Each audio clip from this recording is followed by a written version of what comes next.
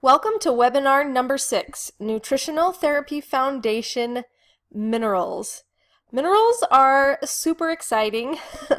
No, really, I promise this won't be a super boring webinar. And minerals really are fascinating and exciting, especially when you understand how essential they are to our body and the things that they do for us, and how a lot of us can be really deficient and how to change that. So remember, education is power. And there's a reason that one of the nutritional therapy foundations is minerals. They are vital to our overall health. You can consider minerals as the battery for your body to keep them charged. Minerals only compose about 4% of our body, but they are necessary for good health. So here's a quiz question for you, pop quiz. Which minerals do we produce within our bodies? Think about that for a second. The answer is none. We need them for our bodies to thrive, but we have to obtain our minerals from our food. Minerals basically come from our soils, which is why we encourage a largely organic diet, because much of our soil is now devoid of a lot of the essential minerals that our body needs due to pesticides, chemicals, toxins, etc. that are put on regular crops that are funded by government to create more food that is pest resistant in as small of a space as possible. And here's something that shouldn't come to a shock to you, considering that most Americans eat in a SAD diet or a standard American diet. But mineral deficiency has become an epidemic. Osteoporosis is on the rise in our nation, and 30 million people in the U.S. Over 50 years old are susceptible to fractures caused by mineral deficiencies in their bones. Over 1/3 of women in America will have diagnosable osteoporosis in their lifetime. And the scary thing about osteoporosis is that it isn't even diagnosed by a doctor until you've lost 30% of your bone mass. That's crazy.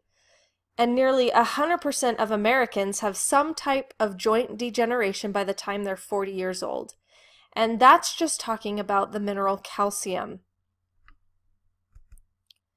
Zinc deficiency is also a very common problem that we have in our society, and it's evidenced by such health conditions as prostate cancer, breast cancer, hormonal imbalances, hydrochloric acid deficiency, and skin cancer.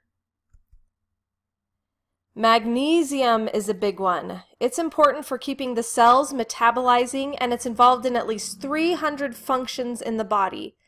It's particularly sensitive to stress and can easily be lost, and most everyone has some level of magnesium deficiency. And the scary thing about mineral deficiency is that it can take several years to remineralize the body. So we have to really be focused on the nutrient-dense, whole foods diet, and should possibly consider some mineral supplementation, but we'll talk about that in a bit. So let's talk about some more of the roles that minerals play in our body. Minerals do a lot of amazing things. Minerals act as cofactors for enzyme reactions.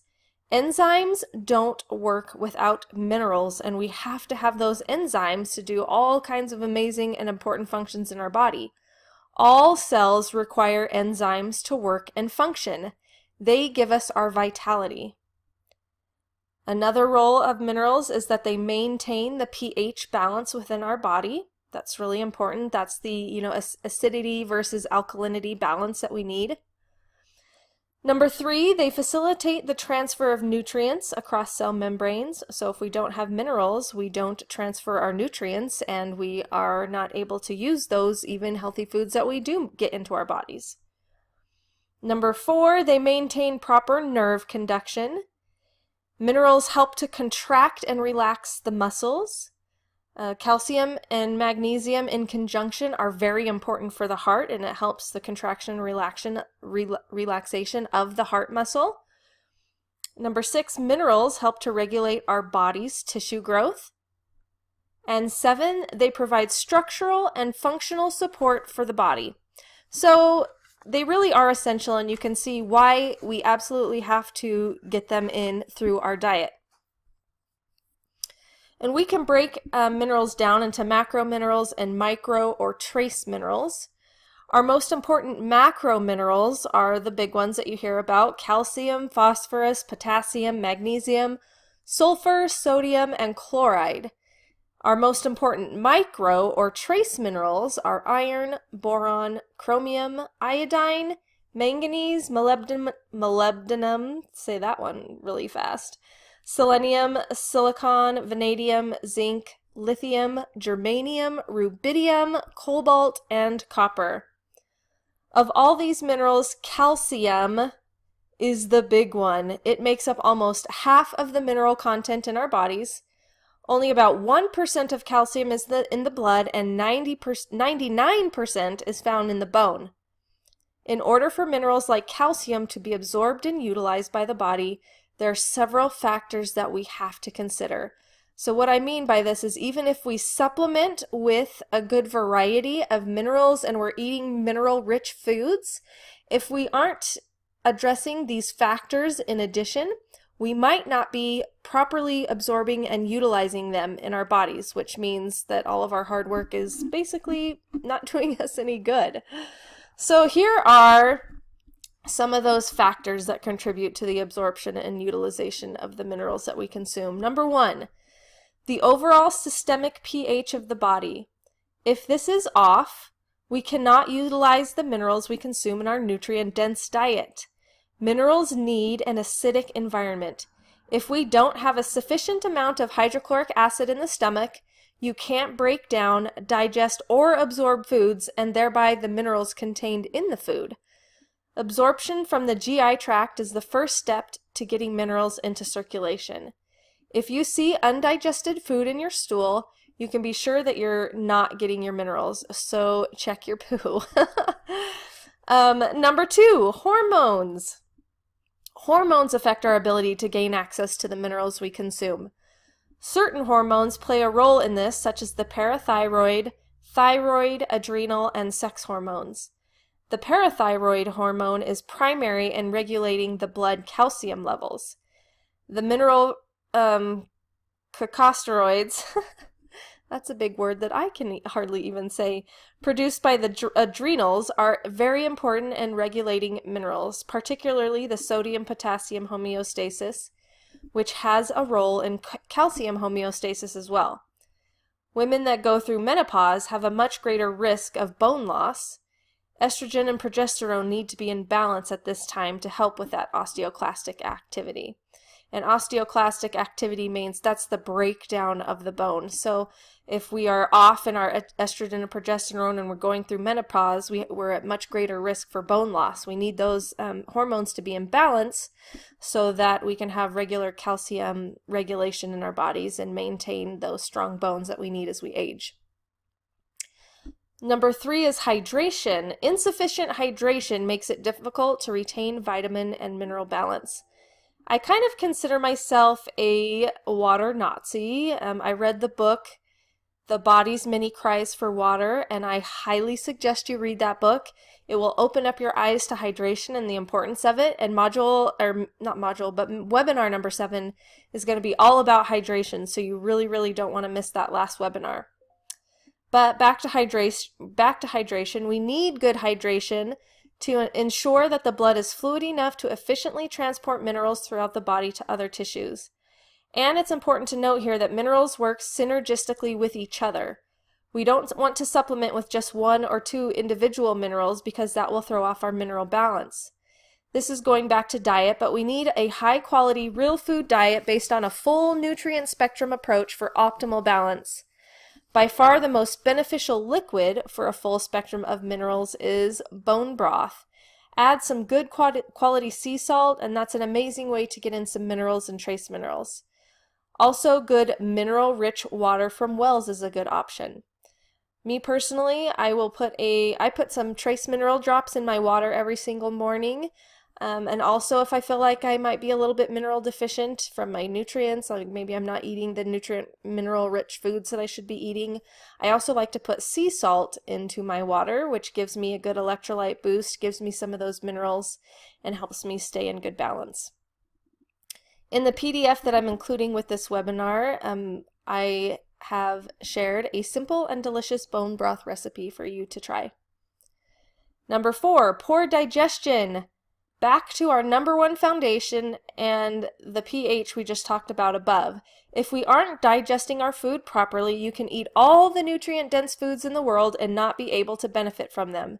It is these cofactors that we also have to factor into our ability to absorb and utilize our minerals. That is why nutritional therapy is so important. We can't focus on just one aspect or symptom of our health.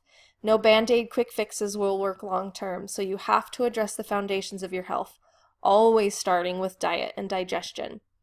That's why those were the first two things that I talked about, my first two webinars, diet and digestion. And last but not least, let's talk about fat. Yes, we're going to be talking about fat again. It's super awesome. But we need to pair these mineral-rich foods with good fatty acids to ensure that you're actually utilizing them well. Raw milk dairy products, cultured dairy, and cheeses are an excellent source, as are pastured eggs, butter, and liver.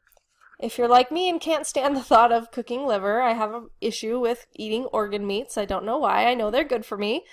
But I'm also going to include my favorite liver supplement in the PDF. That is all that I wanted to share with you about webinar number 6 today, all about minerals. It's a short and sweet webinar, but I highlighted all the most important things about minerals that you need to know.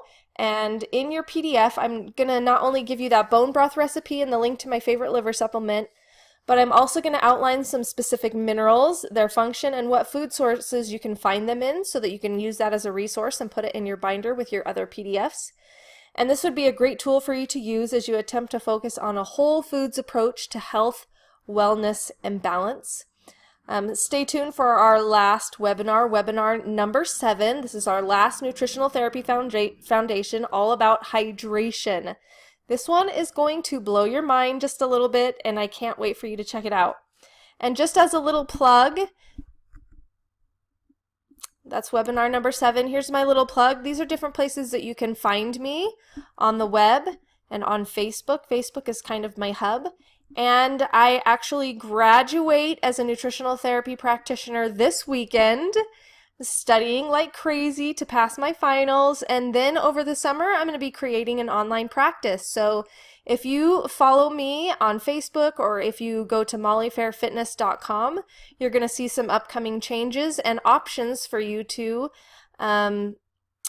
start a nutritional therapy journey with me as a client. So I'm really excited to get this started and get it rolled out. I'm also going to be beginning some 21-day sugar detox programs. I've been a 21-day sugar detox coach for just a little while now, so I'm going to start incorporating into some of my online offerings. And I do take a few one-on-one in-person nutritional therapy clients as well once I am graduated. So if you're in or close to the Klamath Falls, Oregon area, you should check me out, and I can share with you the package options and how nutritional therapy can help you. I'll see you in webinar number 7.